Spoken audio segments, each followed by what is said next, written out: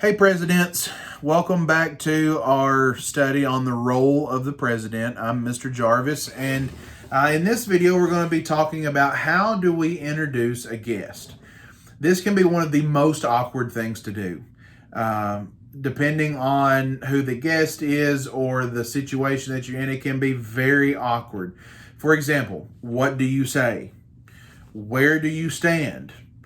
And even like Ricky Bobby, what do I do with my hands? Okay.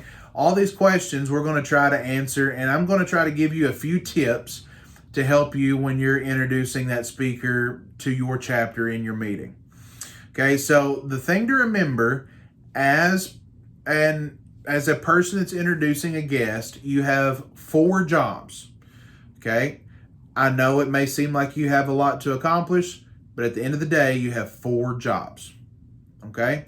Job number 1 is you want to remind the audience why the topic is important. Okay? Not how awesome the speaker is. Number 1 is why the topic is important.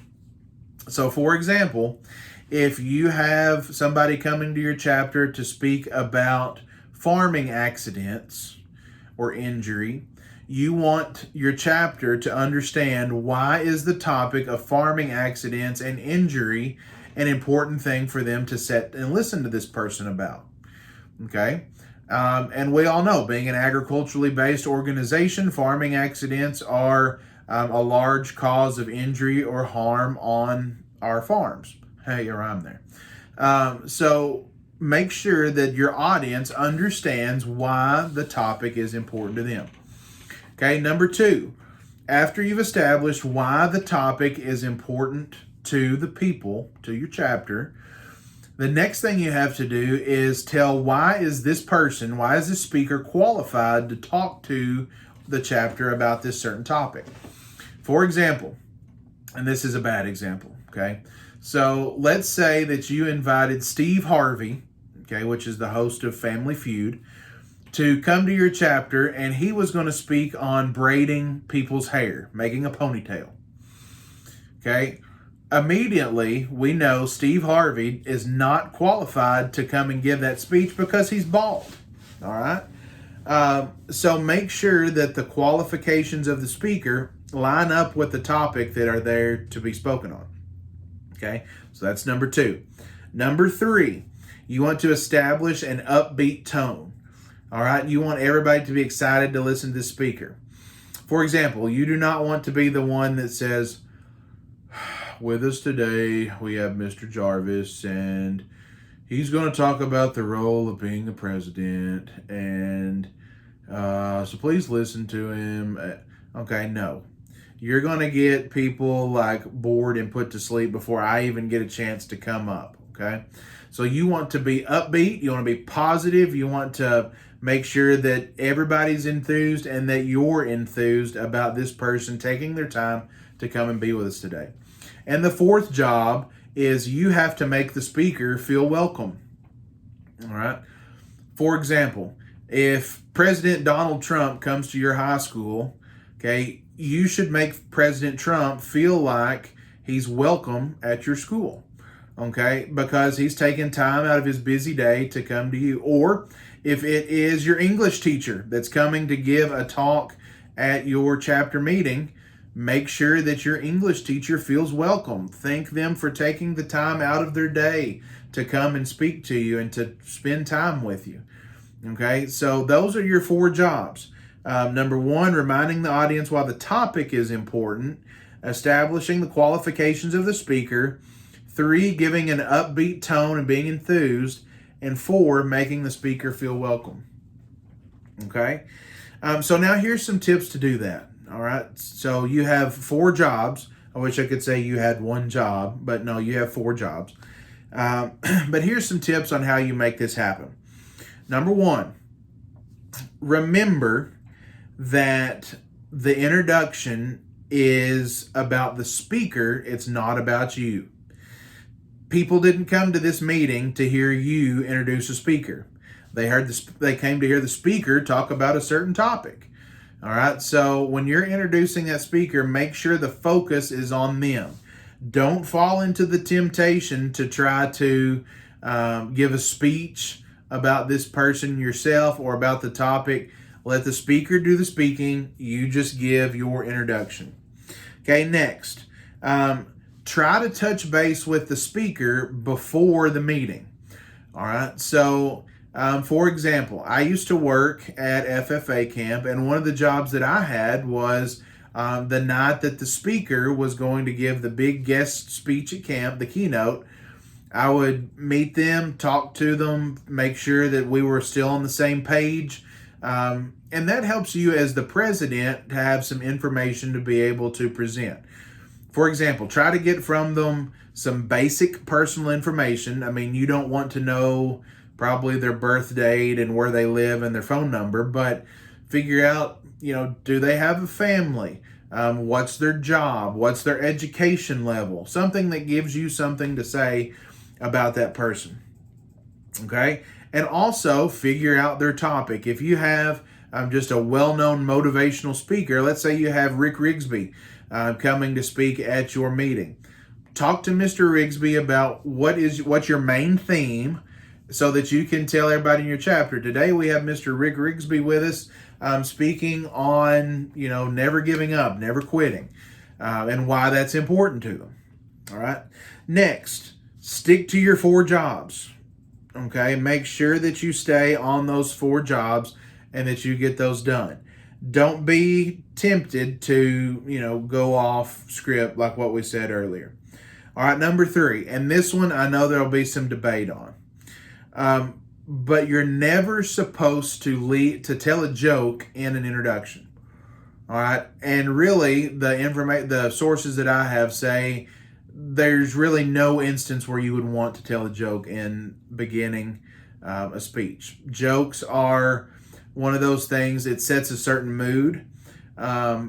I would argue that maybe there's a place to lead off with a joke, but probably not in a business setting. Okay, so in our chapters, in this formal setting, you probably don't want to introduce Governor Andy Beshear by telling a joke. Okay, you probably don't want to ask him where Kenneth is at. So you want to make sure again that you're following those 4 jobs and not leading off with a joke. Now, let's say you're introducing your advisor. Okay. I mean, maybe you tell a short little funny thing about your advisor to introduce them. Or if you're introducing somebody else like a chapter member, just depending on the mood of your chapter and how accepting your chapter is of that. Okay. Number 4, keep it short. The KISS method, keep it short and simple. People did not come to hear you introduce a speaker. They came to hear a speaker speak. The next one, just like we said earlier, be upbeat and enthusiastic. Even when you don't want to, even when you don't agree with the speaker or don't like the speaker, be upbeat, because the members tend to follow the enthusiasm level of the president. Okay, the next one. Try to avoid cliches like this person needs no introduction or without further ado. All right, I'm sure you've heard that over and over and over again. Okay, and our goal in introducing a speaker is to make it authentic. All right, make the speaker feel welcome and do those 4 jobs that I told you about. So try to stay away from those cliche type things because it just shows that you really hadn't put a lot of effort into your introduction. Number 7, look at your audience, not at the speaker. Okay, so you're not introducing the speaker to themselves. Like, they know their qualifications, they know who they are. You're introducing the speaker out to your general audience, okay, out to the members and to the chapter. So make sure you look at them, okay? Never try to introduce a speaker from memory. This is something I have fallen victim of before myself. So you may know this person, you may have some ideas in your head that you want to speak on before you get up there. But I guarantee you, in the moment, there will be a time where that will just be gone. I know advisors that have been advising for 20 plus years that at times now will say when they stand up to give the advisor's part in opening ceremonies, that it's not there, that it's like brain fart, it's just not there. So how do we remedy that? Make yourself some cue cards. It's okay to have some cue cards up there on the podium so that you have a few bulleted points about the speaker and you have something that you can go off of. Okay, because when we try to go from memory, we end up with those cliches. All right, so make sure you have a well thought out, some bulleted out points, introduction for the speaker. All right, and finally, the where do you stand, what do you do? So after your introduction, you want to wait at the podium for the speaker to come up. You're going to shake their hand, and then after you've shaken the hand, you go off and sit down. Okay? In your meeting beforehand with the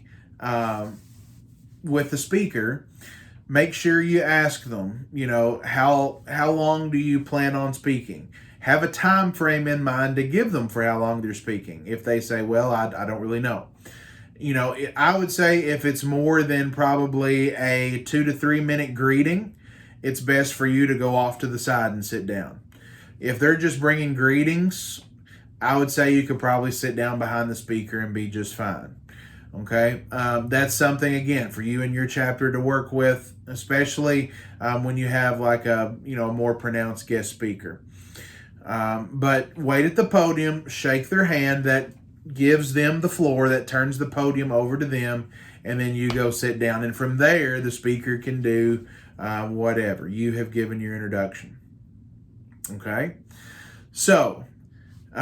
With this information, what I'd like you to do, I have posted an assignment in Google Classroom to give you a chance to practice some introductions.